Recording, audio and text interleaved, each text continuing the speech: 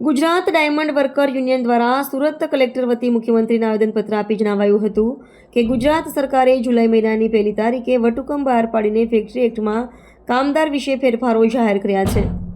આ ફેરફારો મુજબ હવે કારખાના માલિકો પોતાના કામદારો પાસે વધુમાં વધુ 9 કલાકને બદલે 12 કલાક કામ લઈ શકશે।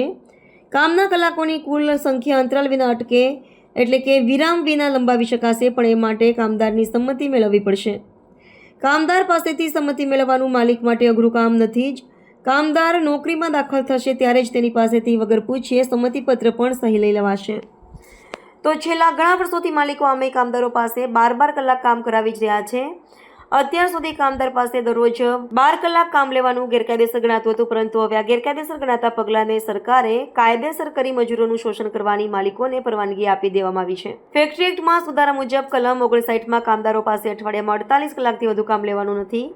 કામદાર પાસે જો અઠવાડિયામાં 4 દિવસ 12 કલાક કામ કરાવ્યું હોય તો પછીના 2 દિવસ તેને વેતન સહિતની રજા આપવાની વાત આ કલમમાં કરવામાં આવી છે। જો કામદાર વેતન સાથેની રજામાં કામ કરે તો બમણા દરે વેતન એટલે કે ઓવરટાઈમ આપવાની જોગવાઈ કરી છે તેવી રજૂઆત કરવામાં આવી હતી। હું શરદ ઝઘડે પ્રવાસી શ્રમિક સુરક્ષા મંચથી, અને આજે અમે અસંગઠિત શ્રમિક હિત રક્ષક મંચ ગુજરાત અને ડાયમંડ વર્કર્સ યુનિયન પ્રવાસી શ્રમિક સુરક્ષા મંચ વતી કલેક્ટર સાહેબને આવેદન આપવા આવેલા છે, જે કલેક્ટર સાહેબના મારફત આપણા ગુજરાતના જે મુખ્યમંત્રી સાહેબ છે એમને અમે મોકલીએ છીએ, જેમાં ગુજરાત સરકારે 1 જાન્યુઆરીએ જે વટહુકમ બહાર પાડેલો છે કે ફેક્ટરીઓમાં 12 કલાકની શિફ્ટ ચાલશે અને બહેનોને રાત પાડી કરવાનો જે વટહુકમ છે જે ગેરમાનવીય છે, અસંવૈધાનિક છે, તે બહાર પાડવામાં આવેલો છે। આ વટહુકમથી સાબિત થાય છે કે આ સરકાર શ્રમિકોના હક અધિકારને છીનવીને માલિકોના અને ઇન્ડસ્ટ્રીના બેનિફિટ માટે એમના સારા માટે કામ કરે છે।